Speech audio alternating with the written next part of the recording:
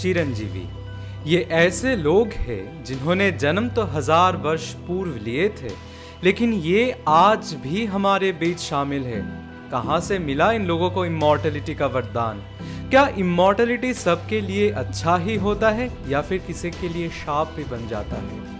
इसे जानने के लिए हमें शास्त्रों से एक श्लोक को उठाना पड़ेगा, which states about the 8 immortals. Ashwatthama बलिव्यासो हनुमानश्च विभीषणः कृपः परशुरामश्च सप्तैते चिरजीविनः। Chiranjeevi 8 अमर है जिन्हें हिंदू धर्म के अनुसार वर्तमान कलियुग के अंत तक पृथ्वी पर जीवित रहना है। These 8 immortals Chiranjeevi in Hindu religious texts are Ashwatthama, Asura King Mahavali, Vedavyas, Hanuman, Vibhishan, Kripacharya, 6th Vishnu Avatar Parashuram and Maharshi Markandeya। Ashwatthama Drona के पुत्र थे। भगवान शिव के समान वीरता वाले पुत्र को प्राप्त कराने के लिए द्रोण ने भगवान शिव को प्रसन्न करने के लिए कई वर्षों की तपस्या की। Ashwatthama is one of the avatar of the 11 Rudras. Ashwatthama and Kripacharya are believed to be the lone survivors still living who had fought in the Kurukshetra war. He might be immortal, लेकिन कृष्ण ने उसे एक श्राप दिया कि वह हमेशा जीवित रहेगा, लेकिन ना तो किसी के साथ संवाद कर सकता है और ना ही कुछ भी छू सकता है। उसके शरीर में दर्दनाक घाव और अल्सर से ढका हुआ है जो कभी ठीक नहीं होगा। प्राइमरी हिंदू इतिहास में महाबली को एक उदार राजा के रूप में वर्णित किया गया है।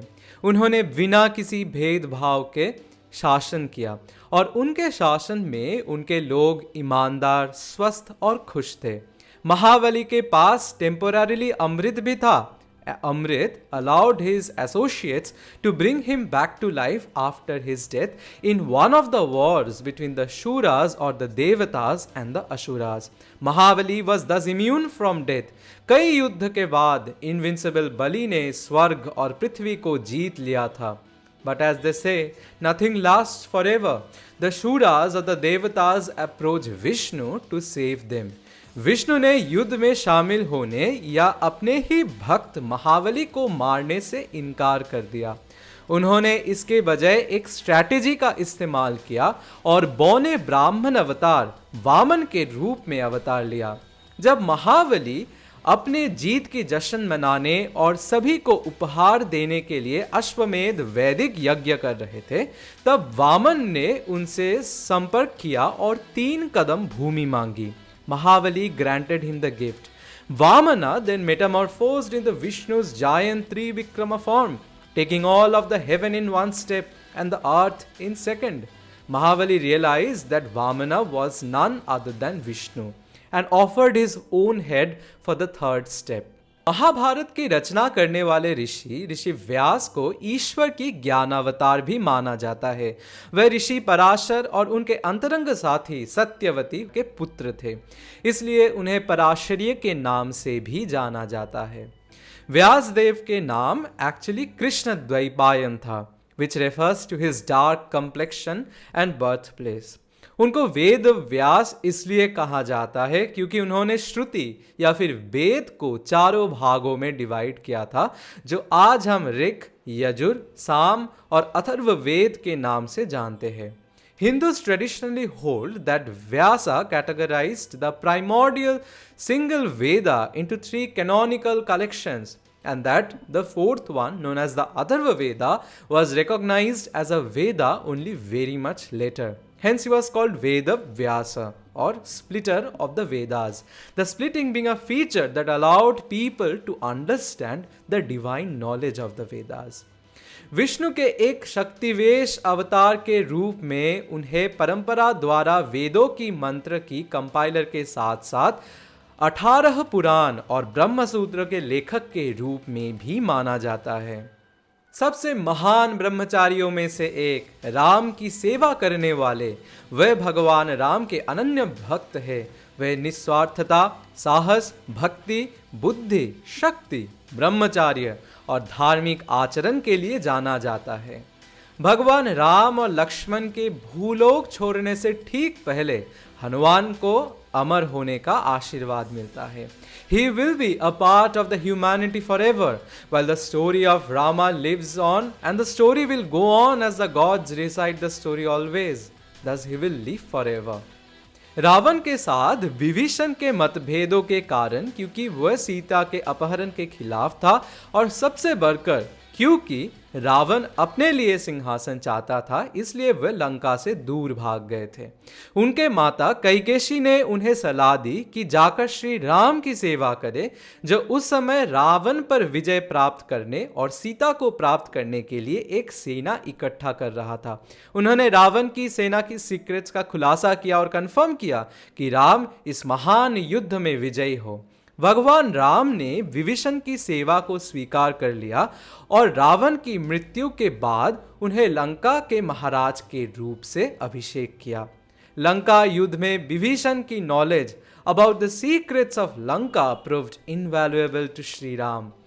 विभीषण फ्रीली कई राज खोल दिए थे that became key to the success of Rama's attack, including the secret path to the temple of Mata Nikumbala, the family deity of the Pulatsya clan.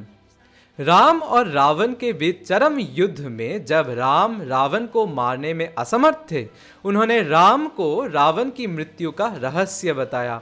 उन्होंने राम से कहा कि रावण ने उनके पेट में अमरता का अमृत जमा कर रखा है, उसे सुखाना जरूरी है। With this knowledge, Rama was finally able to kill Ravana by hitting his navel. जब राम अपने शासनकाल के अंत में अयोध्या छोड़ने वाले थे, भगवान राम ने श्री विष्णु को अपने मूल रूप में विभीषण को पृथ्वी पर रहने और लोगों की सेवा करने और उन्हें सत्य और धर्म की मार्ग पर सबको रूल करने का आदेश दिया। इसलिए विभीषण को 7 अमर या चिरंजीवी में से एक माना जाता है। योद्धा ऋषि शरदवन के वंश से पैदा हुए कृप और उनके बहन कृपि को कुरु साम्राज्य के राजा शांतनु ने गोद लिया था। कृपा को उनके जन्म पिता द्वारा प्रशिक्षित किया गया था और वे उनके तरह एक महान धनुर्धर बन गए। बाद में उन्होंने कुरुक्षेत्र युद्ध में पांडवों के खिलाफ कौरव की तरफ से लड़ाई लड़ी और युद्ध के कुछ बचे लोगों में से थे। कृपा is considered an Chiranjeevi, an immortal being destined to live until the end of the Kali Yuga, the last युगा। कुछ शास्त्रों के अनुसार वे अगले मनवंतर में सप्तर्षि या 7 श्रद्धेय ऋषि में से एक बन जाएंगे। परशुराम, जिन्हें राम जमदग्नि, राम भार्गव और वीर राम के रूप में भी जाना जाता है, हिंदू धर्म में भगवान विष्णु के 10 अवतार में से 6ठे अवतार है।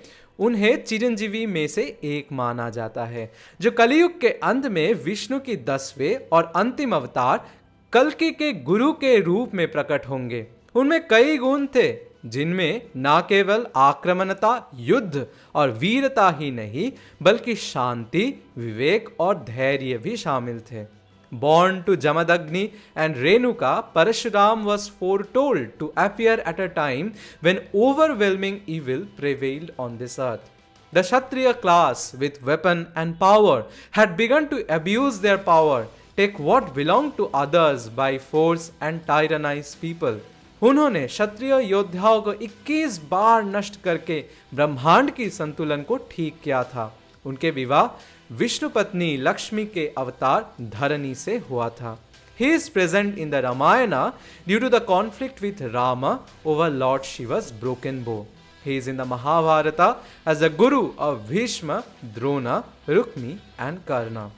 ऐसा कहा जाता है कि राजा कर्तवीर्य सहस्रार्जुन और उनके सेना ने परशुराम के पिता की कामधेनु नामक जादुई गाय को जबरन ले जाने की कोशिश की थी। क्रोधित और प्रतिशोधी होकर उसने पूरी सेना और राजा कर्तवीर्य को मार डाला। अपने पिता के मृत्यु के बदला लेने के लिए राजा के पुत्र ने परशुराम के अनुपस्थिति में जमदग्नि को मार डाला। उनके कार्यों से क्रोधित और आहत होकर वे पृथ्वी पर सभी राजाओं के पुत्र और भ्रष्ट हई राजाओं और योद्धाओं को मारकर आगे बढ़ा। उन्होंने अश्वमेध यज्ञ किया और अपनी पूरी संपत्ति उन पुजारियों को दे दी जिन्होंने अनुष्ठान किया था। Bhargava Markandeya is an ancient rishi born in the clan of Bhrigu Rishi. Markandeya पुराण में विशेष रूप से मार्कंडेय और जैमिनी नामक ऋषि के बीच एक संवाद शामिल है और भागवत पुराण में उनके एक अध्याय उनके बातचीत और प्रार्थनाओं के लिए समर्पित होता है। मार्कंडेय पुराण का देवी महात्म्य खंड शक्ति ट्रेडिशंस के लिए सबसे महत्वपूर्ण ग्रंथ में से एक होता है। Markandeya grew up to be a great devotee of the Shiva, and on the day of his destined death, he continued his worship of Shiva. यम के दूत, मृत्यु के देवता, उनकी महान भक्ति और शिव के निरंतर पूजा के कारण उनके जीवन को लेने में असमर्थ थे।